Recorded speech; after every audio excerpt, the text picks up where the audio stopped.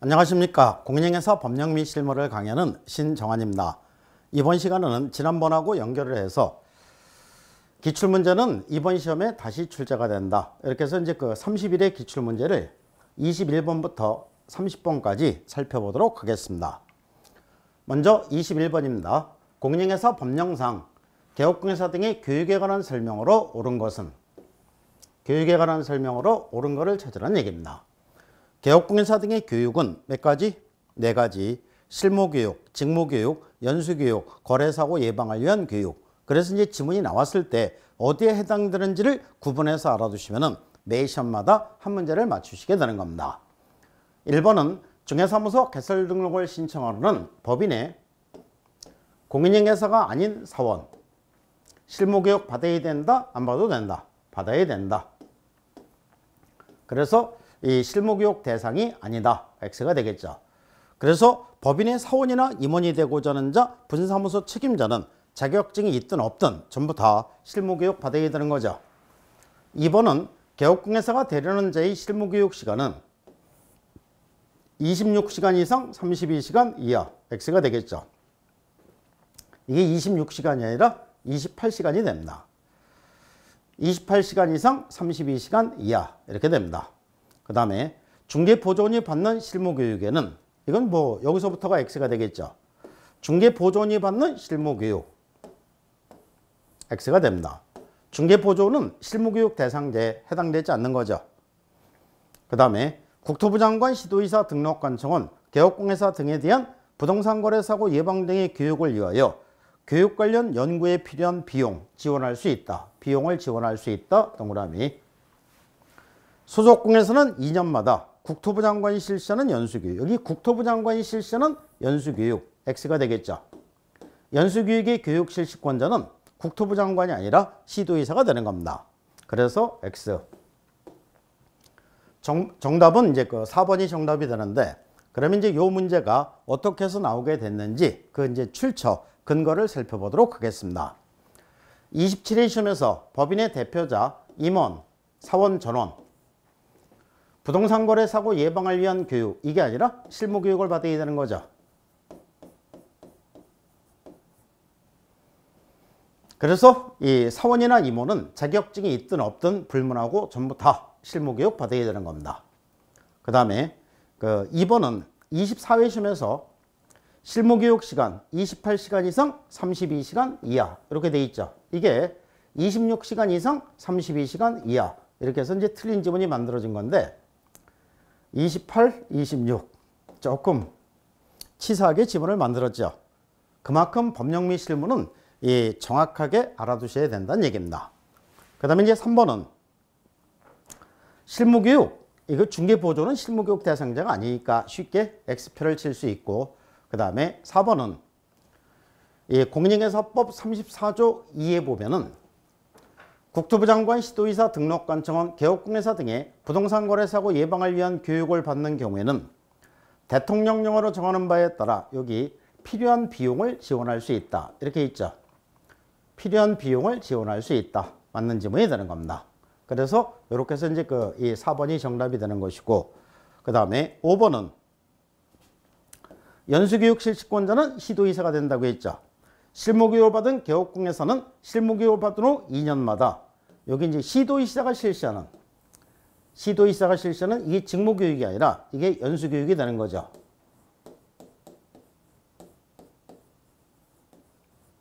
그래서 이제 시도의사가 실시하는 직무교육 이렇게 해서 X가 되는 겁니다. 이렇게 해서 X가 되는데, 이 연수교육을 직무교육으로 바꿔서 틀린 지문이 만들어졌는데, 여기서는 국토부 장관이 실시하는 연수교육 이렇게 해서 이 틀린 지문이 만들어지게 되는 겁니다.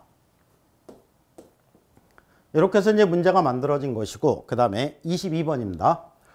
공인중개사 법령상 부동산 거래 종목을 설치, 운영할 자로 지정받기 위한 요건의 일부이다. 가로에 들어갈 내용으로 옳은 것은? 근데 이 공인중개사 법령에서는 요거하고 비슷하면서 차이점이 있는 경우가 있죠. 어디서 나옵니까? 공인중개사협회 창립총회 개최 요건이 되는 거죠. 창립총회는 전국에서 몇 명? 600명 이상의 개업공인사가 참석을 해야 되고, 이 사람들은 서울특별시에서는 100명 이상, 각 시도에서는 각각 20명 이상씩 대의됩니다. 그래서 요거 세 개를 가로를 쳐놓고 가로 안에 알맞은 숫자로 옳게 연결한 것은 해갖고 최근 시험에서 2번이나 출제가 됩니다. 2번이나 출제가 되는데 요거하고 비슷하면서 이 거래정보사업자 지정 요건이 되는 거죠. 그러니까 이게 2번씩이나 나왔으니까 이번에는 거래정보사업자 지정 요건 요거 가로를 쳐놓고 문제가 만들어지면은 좋겠다 했었는데 예, 이렇게 해서 이제 문제가 나온 겁니다. 부동산 거래 종목에 가입 이용 신청을 한 개업공예세의 수가 500명 이상이고 이 사람들은 2개 이상의 특광도에서 각각 몇 명? 30명 이상씩 30명 이상의 개업공예사가 가입 이용 신청을 하였을 것 이렇게 됩니다. 그 다음에 정보처리기사 1명 이상, 공인중개사도 1명 이상이 되겠죠. 이렇게 되니까 요거 이제 갖다 찾으면 됩니다. 기억은 공인중개사가 아니라 개업공예사가 되는 거죠. 그 다음에 니은은 2개 이상의 시도에서 2개, 이건 X죠. 2개 이상의 시도에서 그 다음에 30명 이상, 20명은 아니죠. 30명. 그래서 4번이 정답이 되는 겁니다. 이렇게 되는데 그러면 이제 이 지문은 이 법령을 그대로 이제 뺏긴 겁니다. 여기 개업공예사 500명 이상, 그 다음에 2개 이상의 시도에서 각각 30명 이상의 개업공예사가 가입 이용 신청을 하였을 것 이렇게 됩니다. 정보처리기사 1명 이상, 공인중개사 1명 이상 확보해야 된다. 그러니까 요거는 이 공인중개사 법령 내용을 그대로 이제 옮겨줘서 이렇게 이제 문제가 만들어지게 되는 겁니다. 23번 공인중개사 법령상 과태료 부과대상자와 부과기관이 바르게 연결된 것은 이 과태료 처분에서 문제가 나왔을 때는 제일 먼저 알아둬야 되는 게 뭐라고 했습니까? 맞짱 뜬다는 얘기죠.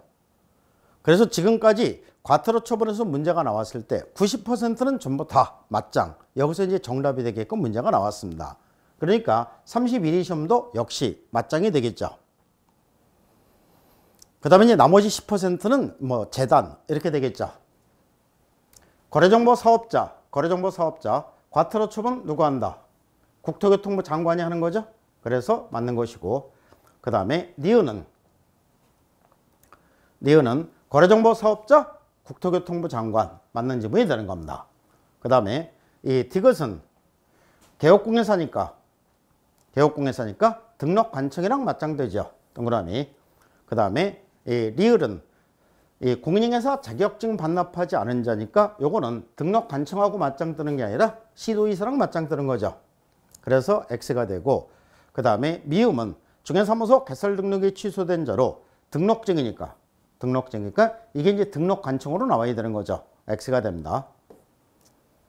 그래서 옳은 거를 찾으라니까 기역, 니은, 디귿 이렇게 찾으면 되는 겁니다. 기역, 니은, 디귿. 그래서 2번이 정답이 됩니다.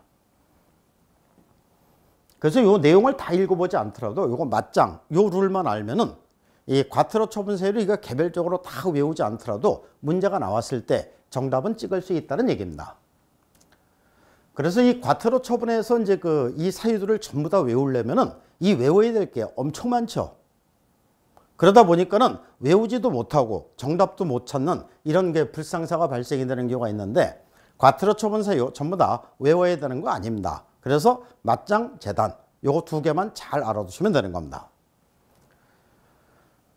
그럼 이제 기억번은 27일 시험에서 이 문제가 나왔는데, 국토부 장관이 과태료 처분한다. 그러니까 부동산 거래 종망, 거래정보 사업자지역 국토부 장관이 과태료 처분한다. 이렇게 나온 것이고, 그 다음에 니은은 거래정보 사업자 국토부 장관이 과태료 처분한다. 뭐 똑같은 지문이 되는 겁니다.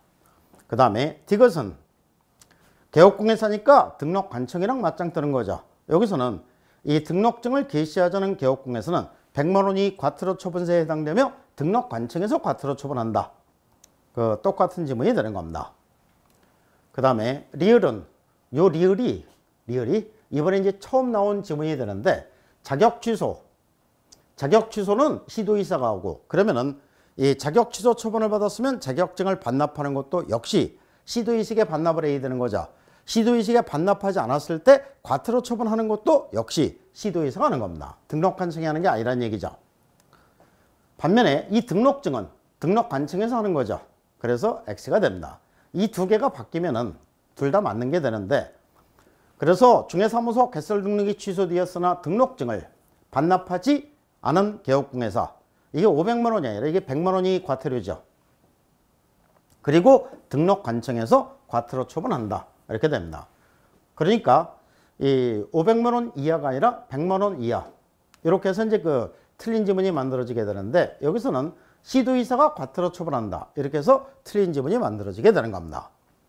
그 다음에 24번 공인중개사 법령상 공인중개사 자격 취소 사유와 소속공인중개사 자격 정지 사유에 관한 구분으로 옳은 것을 모두 고른 것은, 요거는 예전에도 한번 그 문제가 나왔었던 지문입니다. 문제가 나왔었던 방식이 되는데, 이게 이제 그 자격 정지 처분서에 해당되는지 자격 취소 사유에 해당되는지 요거를 이제 구별하라는 이런 문제가 됩니다. 다른 사람에게 자기의 성명을 사용하여 중개업무를 하는 경우는 이거는 양도대여가 되는 거죠. 그러니까 자격을 취소를 해야 되겠죠. 그 다음에 공인중개사법 위반하여 징역형의 집행유예를 받았으면 자격 취소해야 됩니다. 오직 공인중개사법에 위반하여 오직 징역형을 선고받았을 때 자격 취소에 해당이 된다. 거래계약서를 작성할 때 거래금액 등 거래 내용을 거짓으로 기재했을 때는 자격 정지 사유에 해당이 되는 거죠. 중개상물의 매매를 업으로 하는 경우, 요거는 금지행위니까 당연히 자격 정지 사유에 해당이 됩니다. 그래서 전부 다 맞는 지문이 되니까 5번이 정답이 됩니다. 그러면 이제 요 지문이 어떻게 해서 나오게 됐을까? 27회 시험에 보면은 공인중개사가 다른 사람에게 자기의 성명을 사용하여 중개업무를 하게 하거나 중개업무를 하게 한 경우 시도에서는 자격을 취소해야 한다.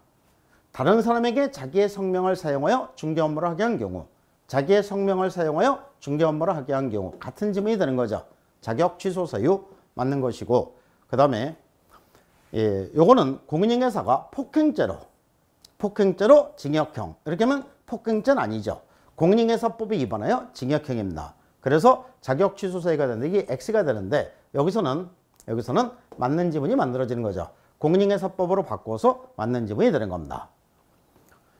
그 다음에 이 디귿은 이제 30회 시험에 나왔던 지문입니다. 거래계약서에 거래금액을 거짓으로 기재했을 때는 자격 정지 사유에 해당이 된다. 거래계약서에 거래금액을 거짓으로 기재를 했다. 거래계약서에 거래금액 등 거래 내용을 거짓으로 기재를 했다. 같은 지문이 되는 거죠. 그 다음에 중개상물의 매매를 업으로 하는 경우, 이 금쟁이니까 쌍방대리도 역시 금쟁이 마찬가지가 되는 거죠. 자격 정지 처분서에 해당이 된다. 28회 시험에서 나왔었던 지문입니다.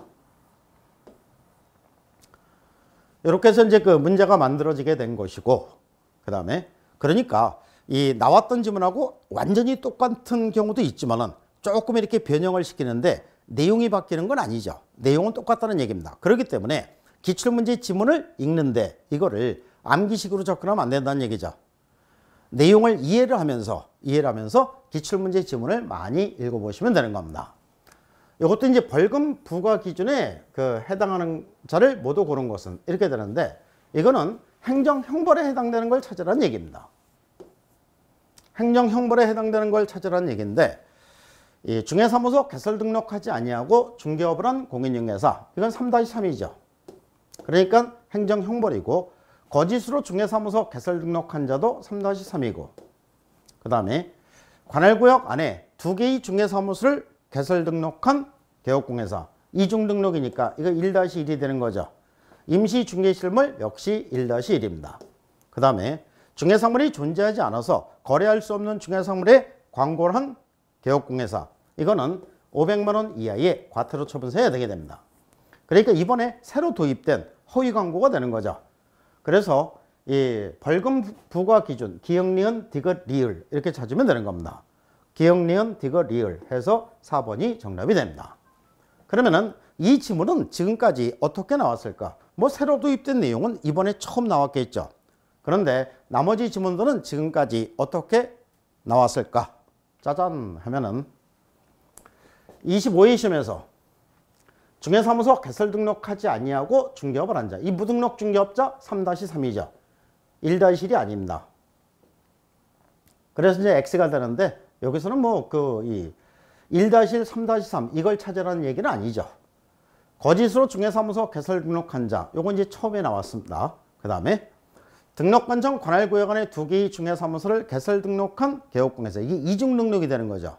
그러니까 이중으로 중개사무소 개설 등록한 자 28회 시험에 나왔었고, 임시중개실물 이동용이면 임시중개실물을 설치했을 때 1-1에 해당된다. 27회 시험에 나왔었고, 요거는 이제 그 새로 도입된 내용이니까 법령을 그대로 갖다 옮긴 거예요. 그 법제 18조의 2 중개상물의 표시 광고 그 첫 번째 건데, 중개상물이 존재하지 않아서 실제로 거래를 할 수 없는 중개상물에 대한 표시 광고를 한 자 500만 원 이하의 과태료 이렇게 됩니다. 이렇게 해서 이제 문제가 만들어진 것이고, 그 다음에 이제 26번 부동산 거래 신고 등에는 법령상 이행강제금. 이 이행강제금 요것도 이제 그 토지거래 허가제에서 나오는 거죠. 시험에 상당히 자주 출제가 되는 이런 부분에 해당이 됩니다. 그래서 이제 매 시험마다 나오는 부분인데, 이행명령은 구두 또는 문서로, 구두 또는 문서로 벌써 X가 되는 거죠. 문서로 A 됩니다. 그 다음에 토지거래 허가를 받아 토지를 취득한 자가 당초의 목적대로 이용하지 아니하고 방치를 했을 때, 이행명령을 받고도 정해진 기간에 이를 이행하지 아니한 경우 시군구청장은 토지 취득가액의 100분의 10, 토지 취득가액의 100분의 10 이렇게 하면 맞는 거죠. 상당하는 금액에 이행강제금을 부과한다. 이행강제금 부과 처분에 불복하는 경우 이의를 제기할 수 있으나 그에 관한 명문의 규정을 두고 있지 않다. 그에 관한 명문의 규정을 두고 있지 않다. X가 됩니다. 그 다음에 이행명령을 받은 자가 명령을 이행하는 경우 새로운 이행강제금의 부과를 즉시 중지하며 명령을 이행하기 전에 부과된 이행강제금도 징수할 수 없다. 징수할 수 없다. X가 되는 거죠. 이미 부과된 이행강제금은 징수하여야 한다. 이렇게 됩니다. 최초의 이행명령이 있었던 날 기준으로 1년에 2번씩, 1년에 2번씩 X가 되겠죠. 1년에 1번입니다. X가 되고, 이렇게 해서 이제 그 2번이 정답이 되는데, 그러면 요 지문들 31회 시험에서 처음 나온 지문들이냐? 그건 아니란 얘기죠. 짜잔! 이렇게 하면은 이행명령은 문서로 해야 된다. 이거는 이번 시험에 처음 나왔습니다. 근데 구두 이렇게 하면 전부 다 X 표치면 됩니다. 행정기관에 하는 일을 말로 해서 되는 일은 없습니다. 그 다음에 2번은 여기 이제 30회 시험에 나왔었던 지문인데, 토지거래 허가를 받아 토지를 취득한 자가 직접 이용하지 아니하고 임대한 경우, 임대입니다. 토지 취득가액의 100분의 20에 상당하는 금액에 이행강제금을 부과한다. 이게 X가 되는 거죠. 여기서는 방치를 했을 때 100분의 10, 요거는 이제 맞는 겁니다. 그러니까 30회 시험에 이렇게 나왔으니까 이 방치를 했을 때, 임대를 했을 때, 그 다음에 변경을 했을 때 요거를 알아뒀으면 이렇게 문제가 나왔을 때 쉽게 해결할 수 있는 겁니다. 그 다음에 3번은 명문의 규정을 두고 있지 않다. 이게 X가 되는 거죠. 그러면은 이 30회 시험에서 이행강제금 부과 처분을 받은 자가 국토부 장관에게 이의를 제기하려는 경우는 국토부 장관에게 이의 신청을 하는 게 아니라 처분청에 하는 거죠. 그러니까 시장군수 구청장이 하는 겁니다. 14일 이내에 하여야 한다. 이게 14일이 아니라 30일이 되겠죠. 여기서 이제 틀린 지문이 되는 겁니다. 근데 여기서도 역시 명문의 규정을 두고 있지 않다. 이렇게 해서 X가 되는 겁니다. 4번은 28회 시험에서 나왔었던 지문입니다. 이미 부과된 이행강제금을 징수해서는 안 된다. X가 되는 거죠. 이미 부과된 이행강제금 징수할 수 없다. 똑같이 X가 되죠. 그 다음에 5번 지문은 이 군수는 최초의 최초의 의무 이행 위반이 있었던 날을 기준으로 1년에 한 번씩, 1년에 한 번씩 이렇게 해서 맞는 지문이 되는 것이고, 여기서는 1년에 2번씩 이렇게 해서 X가 되는 거죠. 이렇게 해서 이제 문제가 나오게 된 겁니다. 그러니까 이렇게 비슷하게 지문이 나온다는 얘기죠.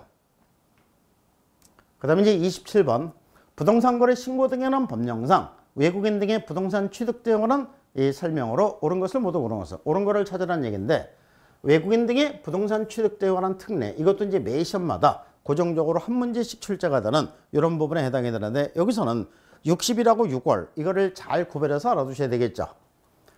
국제연합 외국인에 해당한다. 동그라미. 외국인 등이 대한민국의 부동산에 대한 매매계약을 체결했을 때, 매매계약입니다. 매매계약을 체결했을 땐 60일이 아니라 30일이 되는 거죠. 그래서 X. 그러니까 원래 60일이 신고하는 게 맞는데, 외국인이 국내 부동산을 매수했을 때는 내국인에게 적용되는 부동산 거래 신고를 해야 되는 거죠. 부동산 거래 신고를 했을 때는 외국인 부동산 취득 등에 관한 특례한 신고는 하지 않아도 된다. 그래서 매매는 30일이 되는 겁니다. 외국인이 상속으로, 이 상속은 계약 외의 원인이 되는 거죠. 그러니까 6월 이내에 신고를 해야 됩니다. 1년 이내에 신고해야 된다. X가 되는 것이고, 그 다음에 외국인이 수도법에 의한 상수도 보호구역, 이 상수도 보호구역, 여기는 허가를 받아야 되는 지역이 아니죠. 그래서 X가 되는 겁니다. 그러니까 기억 하나만 맞으니까 1번이 정답이 됩니다. 이렇게 되는데, 그러면 이 지문들은 지금까지 어떻게 나왔었나? 짜잔 하면은 30회 시험에 이제 나왔던 지문입니다. 국제연합의 전문기구, 국제연합의 전문기구, 요거는 외국인에 해당되는 거죠. 여기서 이제 국제연합 이렇게 나왔습니다. 같은 지문이 되는 것이고, 그 다음에 그 니은은 27회 시험에 나왔는데, 여기서 매매계약 제외 이렇게 해놨죠. 매매계약 제외 이렇게 하니까 30일이 X가 되는 겁니다. 이거는 만약에 계약 이렇게만 했으면은 요거 30일이 맞는 거죠. 부동산 거래 신고자가 30일로 바뀌었으니까. 그래서 이제 꼬투리 안 잡히려고 매매계약 제외 이렇게 가는 겁니다. 그 다음에 디귿은 여기서 이제 상속으로 나오고 여기서는 경매로 나왔습니다. 이 같은 개념이 되는 거죠. 그래서 계약 외의 원인 첫 번째 상속, 경매, 판결, 환매, 그 다음에 그 합병, 이번에 새로 첨가된 거 건축물의 증축, 개축, 신축, 재축 이렇게 되겠죠. 요거는 6월 이내에 신고를 해야 됩니다. 그 다음에 여기서 이제 상수도 보호구역, 이건 처음 나온 겁니다. 허가를 받아야 되는 지역 네 군데가 되는 거죠. 이 네 군데 외워야 되는 겁니다. 외우면은 상수도 보호구역 해당되지 않는다는 거 쉽게 알 수 있는 거죠. 옛날에는 이 자연환경 보전지역 뭐 이런 게 이 문제가 나온 적이 있었는데, 여기서 이제 상수도 보호구역 이렇게 해서 틀린 지문이 만들어지게 되는 겁니다. 그 다음에 이제 28번 부동산 거래 신고 등에 관한 법령상 토지거래 허가구역입니다. 옳은 거를 찾아라 문제입니다.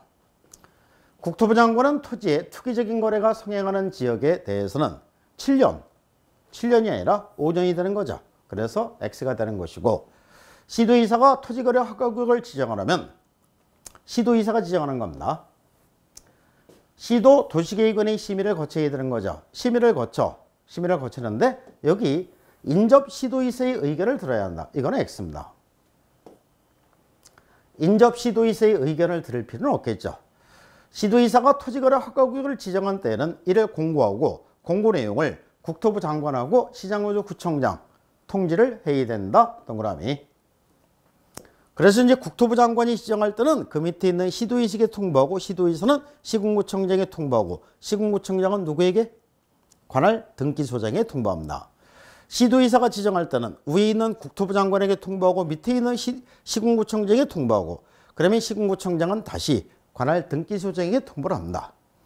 허가구역의 지정은 허가구역이 지정을 공고한 날부터 3일 후에, 3일 후가 아니라 5일 후가 되겠죠. 그래서 X가 되는 것이고, 국토의 계획 및 이용에 관한 법률에 따라 이 도시지역 중 주거지역은 얼마입니까? 주거지역 180제곱미터 초과인 경우에 허가를 받아야 되는 거죠. 600제곱미터 이하에 대해서는 이 허가가 면제된다. X가 됩니다. 이렇게 해서 3번이 정답이 되는 겁니다. 그럼 이제 이 지문은 어떻게 해서 나오게 됐을까? 짜잔 하면은 요거는 토지거래 허가제는 이 공인중개사 법령적으로 넘어온 지가 얼마 안 됐습니다. 그렇기 때문에 기출문제가 많이 형성이 안 돼 있습니다. 그렇기 때문에 강의를 할 때 꼭 알아둬야 되는 지문을 별도로 만들어서 이제 제공을 해줬는데, 이게 이제 제가 별도로 만들어서 제공해 줬던 이런 지문에 해당이 됩니다. 국토부 장관 시도에서는 토지의 투기적인 거래가 성행하거나 지가가 급격히 상승하는 지역과 그러한 우려가 있는 지역에 대해서 5년의 범위 내에서 기간을 정하여 토지거래 허가구로 지정할 수 있다. 이렇게 되는데 여기서는 5년인데 이게 7년 이렇게 해서 X가 되는 겁니다. 그 다음에 2번은 국토부 장관 또는 시도의사가 허가구역을 지정, 해제, 축소, 확대하려는 경우에는 중앙 또는 지방도시계획원의 심의를 거쳐야 한다. 이렇게 됩니다. 그러니까 시도의사가 지정할 때는 시도, 도시계획원의 심의를 거쳐야 되는 거죠. 인접 시도의사의 의견을 들어야 한다. 이런 거는 근거 규정이 없는 겁니다.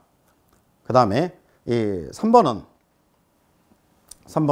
이제 맞는 지문이 되는 것이고, 그 다음에 4번은 5일 후에 효력이 발생한다. 이렇게 되는데 여기서는 3일 후에 효력이 발생한다. 이렇게 해서 X가 되는 겁니다. 그래서 이 법령 및 실무는 이거를 정확하게 알아두지 않으면 어렴풋하게 알아둬 갖고는 모르니만 못하다는 얘기입니다. 그 다음에 600제곱미터 허가 받아야 되는 거죠. 그래서 이제 X가 되는 것이고, 이렇게 해서 지문이 만들어지게 된 겁니다. 그 다음에 이제 29번입니다. 중개사무소 폐업 및 재등록에 관한 설명으로 옳은 거를 찾으라는 얘기입니다. 갑이 중개사무소를 폐업하고자 하는 경우 국토부 장관에게 미리 신고해야 한다? 국토부 장관에게 신고한다? X가 되겠죠. 휴폐업 신고는 당연히 등록관청이 하는 거지, 폐업한다고 개공사가 폐업한다고 국토부 장관한테 가서 신고를 한다? 이게 있을 수 없는 거죠. 갑이 폐업 사실을 신고하고 중개사무소 간판을 철거하자는 경우, 폐업했으면 영영 그만두는 거니까 여기서 간판 철거해야 되는 거죠. 철거하지 않았을 때는 과태료 처분받을 수 있다. 이 과태료 처분이 아니라 행정대집행법에 따라 대집행할 수 있다. 이렇게 되는 거죠. 그 다음에 3번은 갑이 공인중개사 법령 위반으로 2019년 2월 8일 1월에 업무정지 처분을 받았으나 2019년 7월 1일 폐업 신고를 하였다가 2019년 7월 1일에 폐업 신고했습니다. 2019년 12월 11일 다시 중개사무소 개설 등록한 경우 종전의 업무정지 처분의 효과는 승계되지 않는다. 이게 종전에 받은 이 업무정지 처분의 효력은 처분일부터 1년 동안 승계가 되는 거죠. 처분일부터 1년 동안 승계가 되니까 여기서부터 1년 동안 승계되는 겁니다. 1년 동안 승계되는데 이게 1년이 아직 안 지났죠. 그러니까 승계되지 않는다. X. 1년 아니니까 승계가 되는 겁니다. 그 다음에 4번은 갑이 공인중개사 법령 위반으로 2019년 1월 8일 1월에 업무정지 처분에 해당하는 행위를 하였으나 2019년 3월 5일 폐업 신고를 하였다가 2019년 3월 5일 폐업 신고를 했고 2019년 12월 5일에 다시 중개사무소 개설 등록한 경우, 그럼 폐업기간 이거 1년 안 됐죠. 1년 안 됐으니까 종전의 위반 행위에 대해서 1월에 업무정지 처분 받을 수 있는 거죠. 이게 1년이 지났을 때, 1년이 지나면은 업무정지 처분을 할 수 없다. 이렇게 됩니다. 그 다음에 갑이 공인중개사 법령 위반으로 2018년 2월 5일에 등록 취소 처분에 해당하는 행위를 하였으며 등록 취소 처분에 해당되는 위반 행위를 한 겁니다. 2018년 3월 6일 폐업 신고를 하였다가 2020년 10월 16일, 그러니까 여기서부터 여기까지가 폐업 기간이 되는 거죠. 여기서부터 여기까지가 폐업 기간이 되는데 폐업 기간이 3년이 안 됐죠. 폐업 기간이 3년이 안 됐으면은 등록 취소할 수 있다 없다? 할 수 있다. 없다니까 X가 되는 겁니다. 그래서 이제 4번이 정답이 되는데, 그러니까 이거는 이제 포인트가 폐업 기간이 1년을 초과했을 때는 업무정지 처분할 수 없고 폐업 기간 3년 초과했을 때는 등록 취소할 수 없다. 그 다음에 이 폐업 신고 전에 업무정지 과태료 처분을 받은 거는 언제부터? 처분일부터 1년 동안 재등록한 개업공개색에 승계가 된다. 이렇게 됩니다.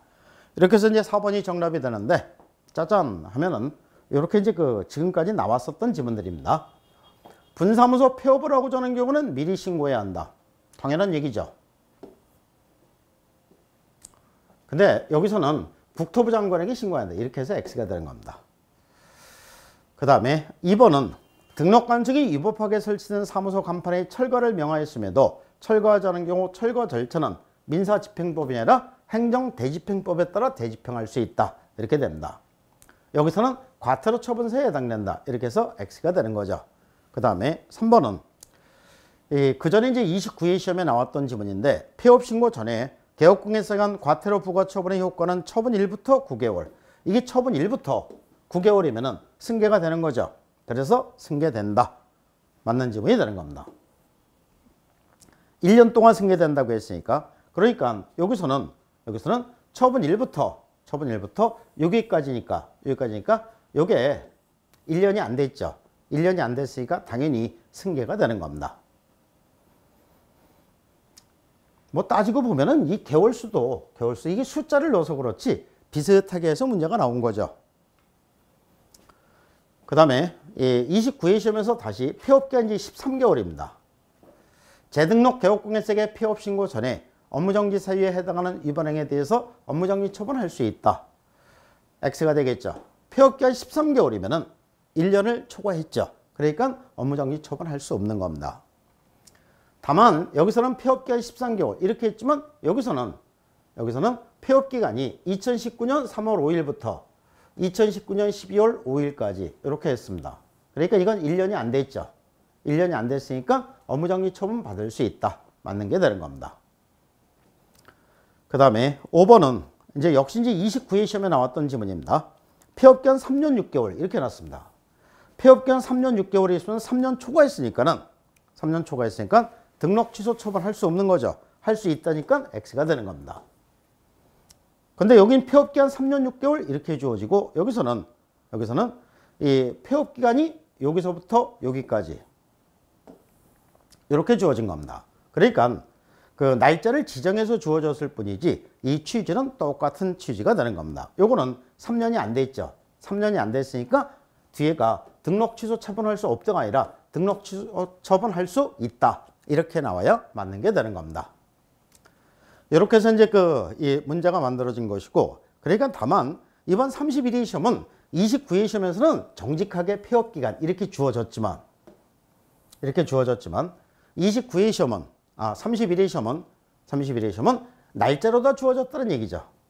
이게 어느 정도 기간이 되는지 이거를 정확하게 계산할 필요는 없는 겁니다. 그러니까 대충 이게 1년 아니냐, 1년 초과냐, 아니면 3년 아니냐, 3년 초과냐, 이것만 이제 그 구분해서 알아두시면 되는 겁니다. 그 다음에 이제 30번. 개업공개사 갑은 소속공개사 을과 중개보조원 병을 고용하고자 한다. 그러니까 갑이 자격증 있는 을, 그 다음에 자격증 없는 병, 이렇게 이제 고용을 하고자 한다. 공인회사 법령상 이에 관한 설명으로 옳은 것은 병은 중개보조원 외국인이어도 된다. 당연한 얘기죠. 그 다음에 을에 대한 고용신고를 받은 등록관청은 을의 직무교육, 을이 누굽니까? 소속공개사니까 소속공개사는 직무교육이 아니죠. 실무교육을 받아야 된다. 실무교육 받았는지 여부를 확인해야 된다. X. 그 다음에 갑은 을의 업무 개시 후 10일 이내에 X가 되는 거죠. 신고를 해야 되는데 고용신고는 업무 개시 전, 해고신고는 10일 이내 이렇게 되겠죠. 그래서 이제 옳은 거를 찾아내니까 기억하랍니다. 이렇게 되는데 그러면 이제 이게 31회 시험에서 처음 나왔었던 이런 내용들이냐? 그건 아니란 얘기죠. 짜잔 하면은 이게 외국인도 중개보조원 될 수 있다. 이게 처음 나왔습니다. 그 다음에 니은은 소속공개사는 고용신고일 전 1년 이내 직무교육. 소속공개사니까 직무교육이 아니라 실무교육을 받아야 되는 거죠. 그러니까 여기서는 소속공개사를 을로 했을 뿐입니다. 직무교육이니까 X가 되는 겁니다. 그 다음에 디귿은 이 26회 시험에 이제 나왔던 지문인데 개업공개사가 소속공개사를 고용한 경우 업무 개시 후 10일 이내에 등록관청에 신고해야 한다. 업무 개시 후 10일 이내에 등록관청에 신고해야 한다. X가 되는 거죠. 똑같은 지문이 되는 겁니다. 똑같은 지문이 되는데 이건 이제 틀린 지문도 이렇게 똑같이 만들어서 틀린 지문이 만들어지게 되는데 글자가 똑같진 않죠. 문장이 똑같진 않은데 내용은 똑같은 내용이 되는 겁니다. 이렇게 해서 이제 이 문제가 만들어지게 되는 겁니다. 그러니까 이번 이제 32회 시험을 준비하실 때도 지금까지 나왔던 기출문제 이 지문들을 암기가 아니라 요거를 잘 생각을 하면서 어디가 틀렸고 어디가 맞고 이런 거를 생각하면서 많이 읽으시면은 이번 그 32회 시험에서도 법령 및 실무에서 공부는 조금 하고 고득점으로 무난하게 합격을 하시는 겁니다. 구독과 좋아요 해 두시면은 앞으로 더 많은 자료가 제공이 될 겁니다. 감사합니다.